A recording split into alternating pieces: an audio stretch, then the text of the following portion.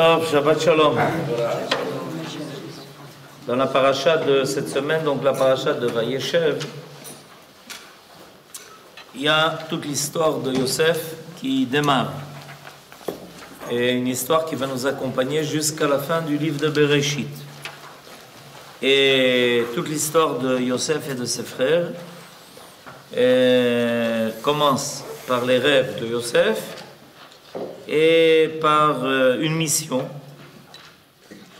que lui demande de remplir son père Yaakov en l'envoyant de la maison jusqu'à l'endroit où se trouvaient les frères qui s'occupaient de faire paître leurs troupeaux à Shrem. Et il est marqué Vayishlaheu mi'emek Chevron. Et il l'envoya, Yaakov envoya Yosef de la vallée de Chevron aller voir ses frères. Alors on sait la Kushia, la grande Kushia de Rashi, c'est que Chevron, c'est pas du tout dans la vallée, c'est plus haut que Yerushalayim, et c'est pour ça qu'en hiver il tombe de la neige à Chevron, même quand il tombe pas à Yerushalayim. Alors comment appeler ça la vallée de Chevron?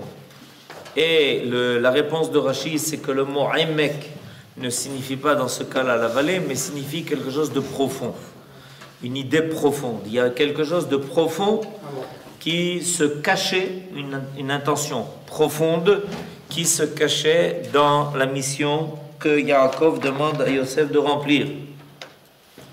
En ce jour, remarque le Targum de Yonatan, commença l'exil de l'Égypte.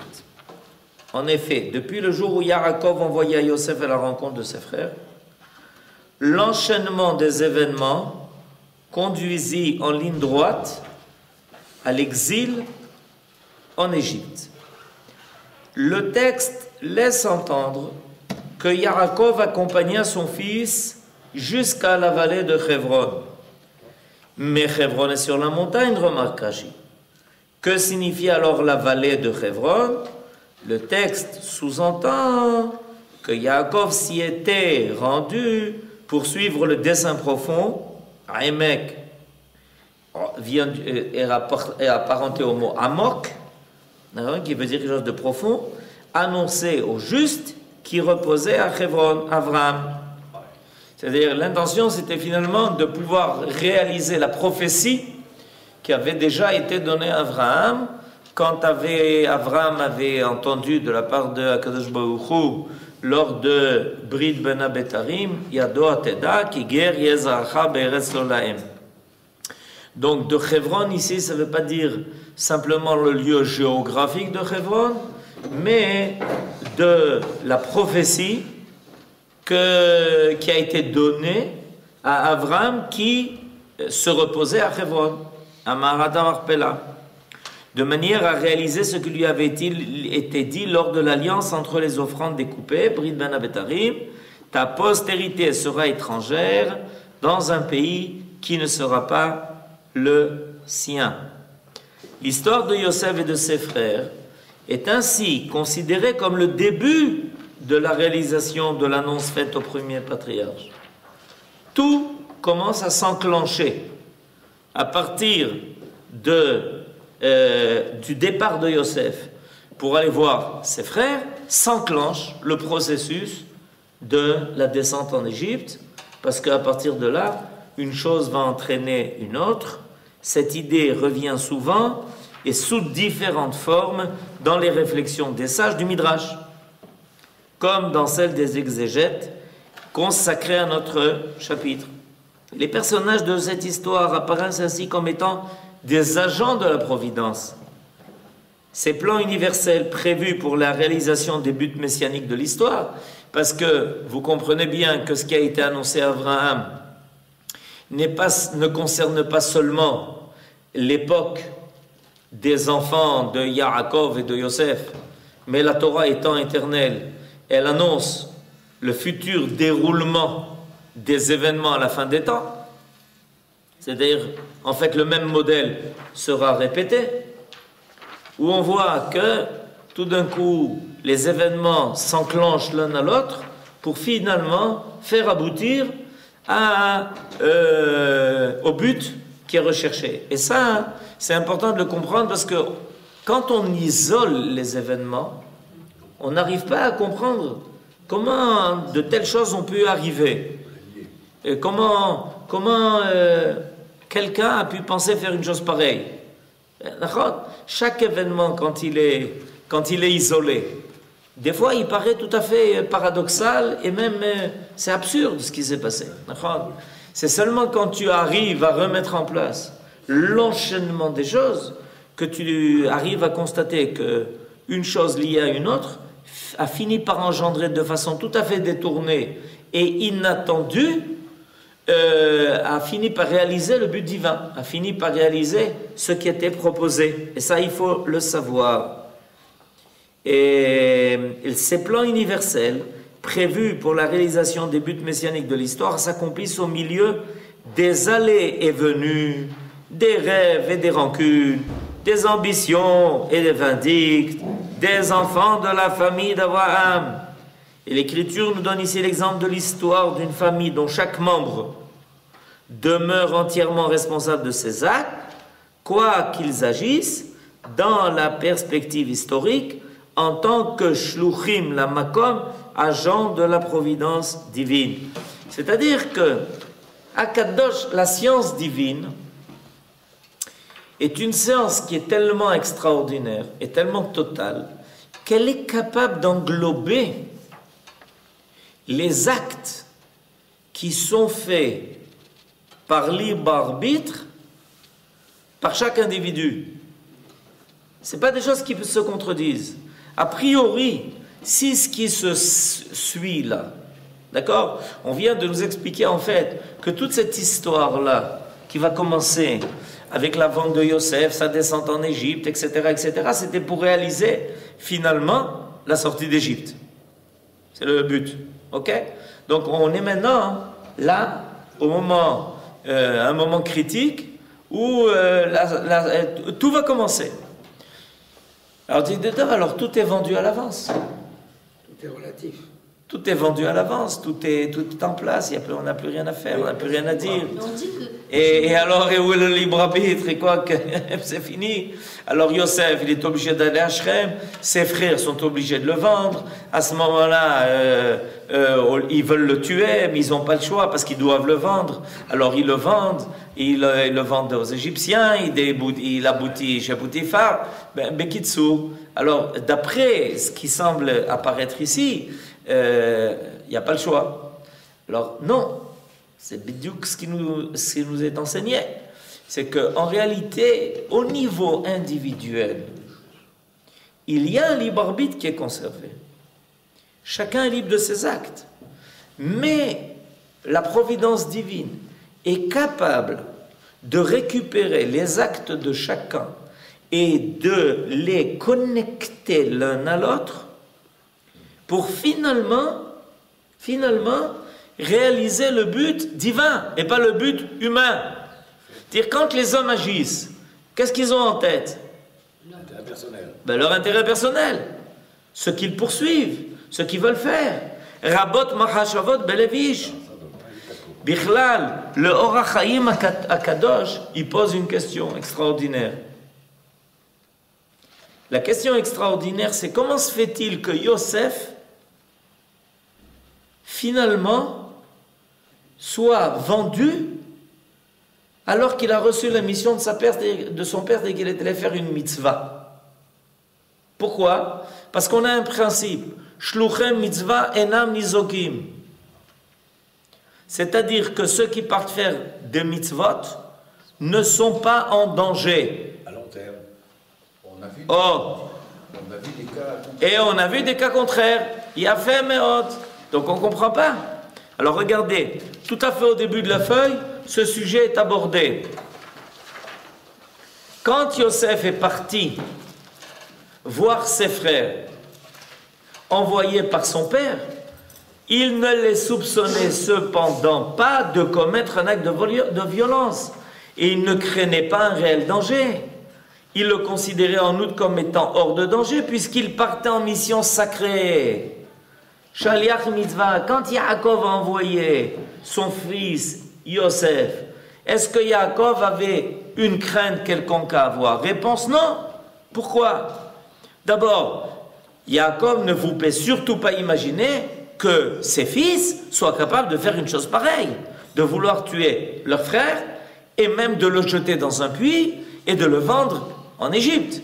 Il connaissait ses enfants. C'était des tzadikim. Premier problème. Deuxième problème.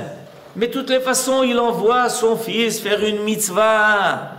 Shluchem mitzvah, dis-moi, tu envoies ton fils de Shrem jusqu'à Hebron, c'est pas un danger. Shluchem mitzvah enam nizokim. Parce que tout ce qu'il faisait, nous dit Mouk, c'était par pure obéissance à la volonté de son père. Donc il était en train de faire une grande mitzvah de Kibboud Avraim. Or ceux qui voyagent pour accomplir une mitzvah sont hors de danger, nous dit la Gemara dans le traité de Psachim. Et alors qu'est-ce qui se passe? Tout est remis en question ici? Ça n'est qu'une péripétie. Mais comment peut-il alors être vendu comme esclave au cours de ce voyage? Demande le Rav Chaim ben Attar, c'est-à-dire le Or HaChaim HaKadosh. C'est qu'un mal qui aboutit finalement à un grand bienfait n'est pas considéré comme tel. C'est-à-dire, comme vient de le dire David, il faut attendre la fin des péripéties. Tant que tu n'as pas vu la fin des choses, tu ne peux pas maintenant prendre acte de ce qui s'est passé. Et c'est pour ça que la Torah va tout te raconter. Elle va te dire comment ça a commencé, comment ça continue et comment ça se termine. Et notre problème, nous les hommes, c'est qu'évidemment notre vue des choses elle est très limitée. Il est possible qu'il y ait quelque chose qui commence il y a 1000 ans, qui se soit poursuivi il y a 500 ans et qui se termine aujourd'hui. Et il est possible qu'il y ait quelque chose qui commence aujourd'hui, qui se continuera dans 20 ans et qui se terminera dans 50 ans. On ne sait pas. On ne peut pas savoir. Mais la providence divine, c'est ça. C'est cette vue d'avion que nous donne la Torah quand elle nous fait finalement planer au-dessus de l'histoire.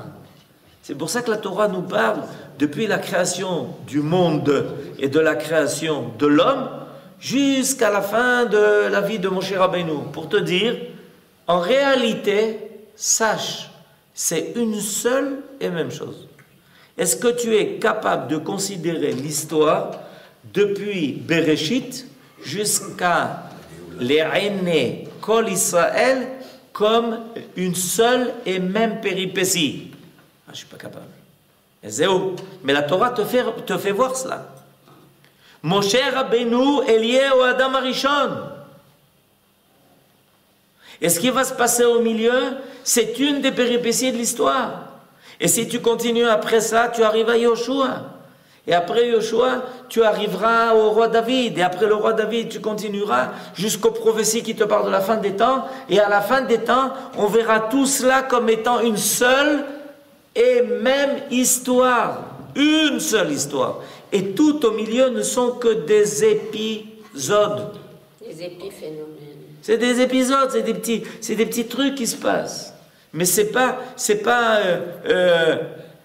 pour ça que finalement, nous dit Rabbi Chaim ben Attar, quand Yaakov envoie, lui il dit, j'ai aucune crainte, je peux envoyer Yosef, d'abord j'ai pas de soupçon sur mes fils, et deuxièmement, je toucherai mitzvah inam nizokim.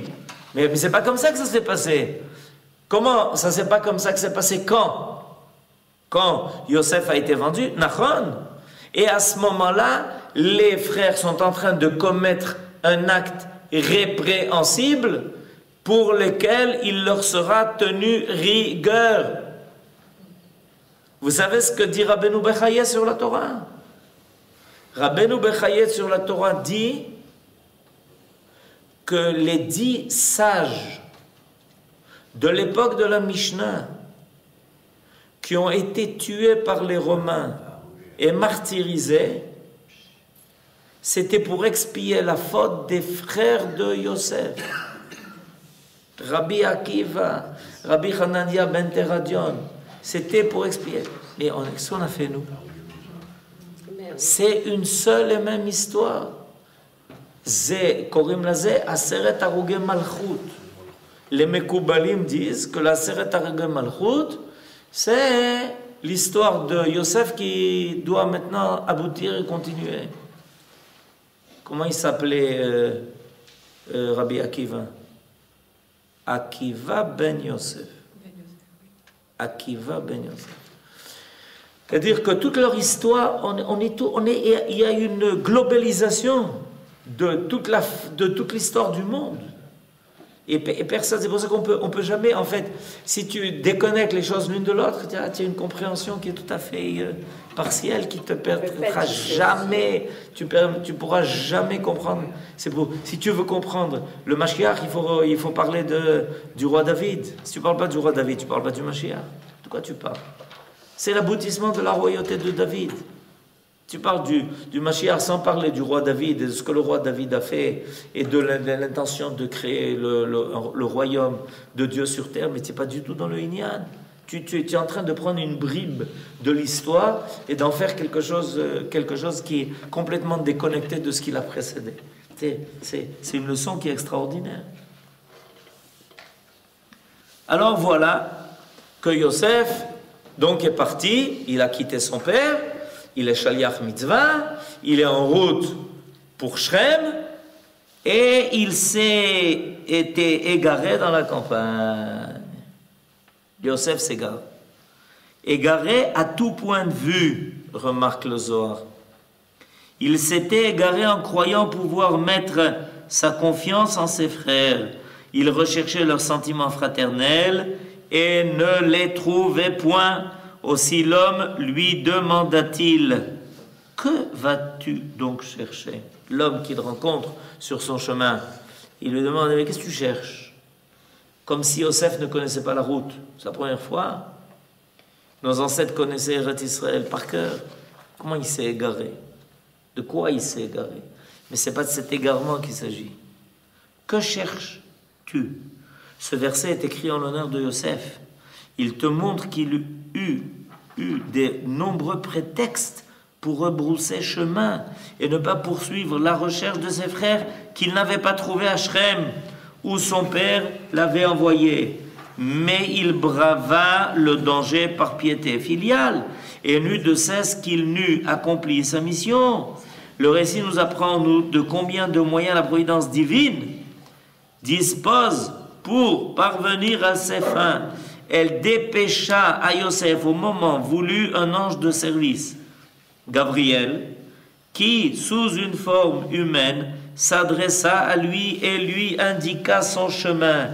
Nombreux sont les intermédiaires de l'Éternel, et son dessein se réalise en toutes circonstances. C'est-à-dire qu'il y a ici donc Yosef qui agit, et qui se sent fort de sa mission, et qui ne démissionne pas. Et bien qu'il est en train d'affronter des dangers immenses, imaginez-vous, essayez de réaliser aujourd'hui ce que ça veut dire d'aller de Hebron à Shrem. Aujourd'hui, c'est dangereux. Aujourd'hui, imaginez-vous à son époque, ils n'étaient pas les maîtres du pays. Et il s'égare. Et donc, très facilement, il peut... Mais Yosef fait partie de cette catégorie d'hommes qui ne renoncent pas. On le voit. Il est toujours... il se sent toujours investi de sa mission. C'est ce qui lui arrive en Égypte, où il est capable de surmonter toutes les épreuves, de passer par tous les obstacles, et les surmonter les uns après les autres, pour finalement arriver au poste le plus haut. Okay? C'est une drôle de trempe d'être comme ça, d'avoir cette capacité d'affronter tous les dangers, parce qu'il y a quelque chose à faire, parce qu'il y a quelque chose à réaliser. Okay? À la fin des temps, le Mashiach ben Yosef, c'est le même principe. Il y a énormément d'obstacles pour réaliser la Géoula. C'est un travail surhumain. Et le Mashiach ben Yosef fait ce travail.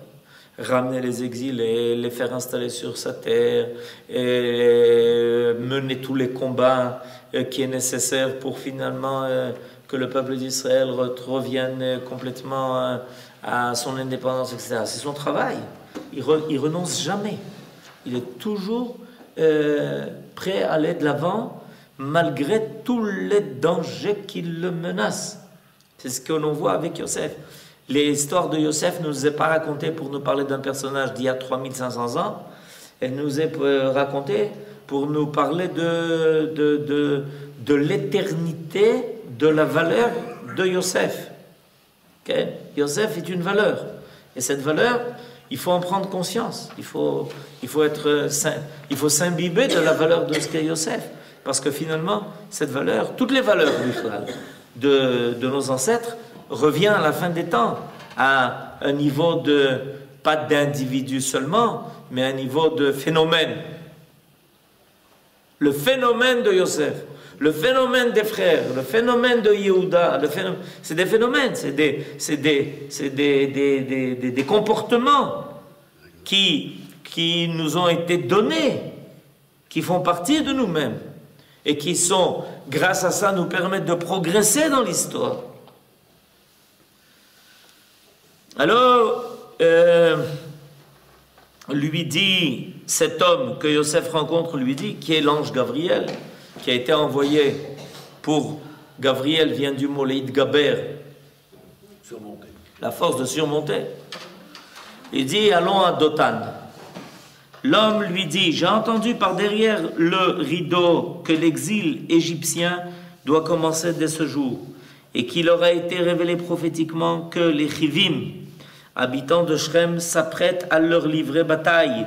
Aussi ont-ils décidé de partir vers Dothan. Mais pourquoi a-t-on demandé, était-il nécessaire d'envoyer un ange comme messager spécial pour mettre Yosef sur la voie de ses frères, qui aussitôt le vendraient comme esclave? N'aurait-il pas été possible de faire procéder directement à cette vente par des Ishmaélim, lors qu'elle était prévue dans le plan providentiel, et sans avoir recours au bon office d'un ange? Le Midrash répondra, la vente de Yosef se révéla finalement comme étant le point de départ d'un grand bienfait, puisqu'il devint le nourricier des nations, comme celui de sa propre famille. Or, la loi veut que le bien soit promu par des hommes de bien, et que les artisans d'une action méritante soient eux-mêmes des personnes méritantes.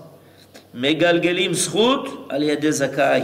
C'est pourquoi les frères de Yosef durent être les promoteurs de sa vente, car ils étaient à leur époque les plus justes parmi les hommes, en dépit de l'unique péché qu'ils commirent durant leur existence.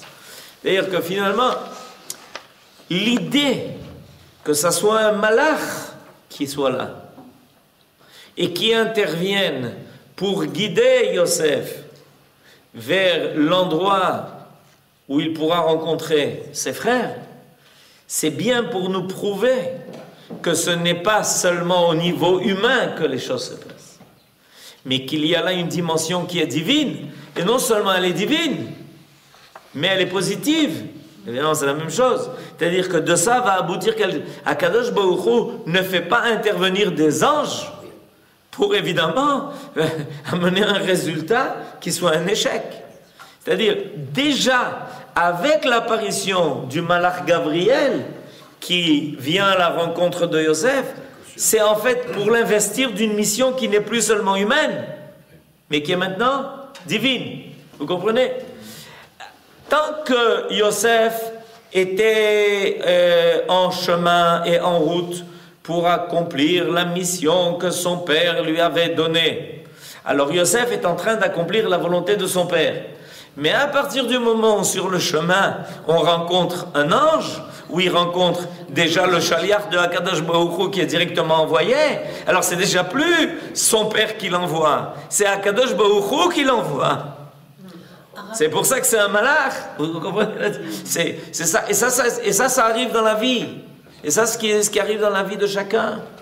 C'est que des fois, on voit que quelqu'un, bon, il a commencé par lui-même à faire quelque chose.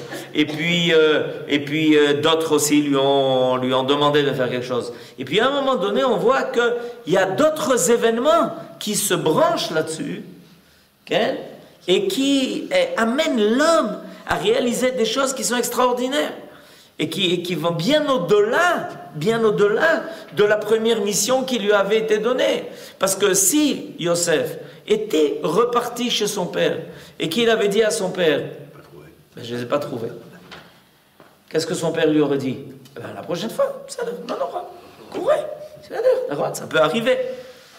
Vous comprenez? Si maintenant Yosef repart chez son père et dit, mais j'ai rencontré le malach Gabriel qui m'a dit d'aller les trouver.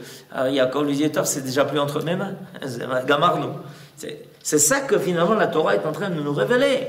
Il faut savoir que sur notre chemin, de temps en temps, il y a quelque chose d'autre que quelque chose d'humain qui apparaît et qui nous envoie faire des choses qu'on n'aurait pas fait si c'était un calcul qui était uniquement humain et personnel. Nachon.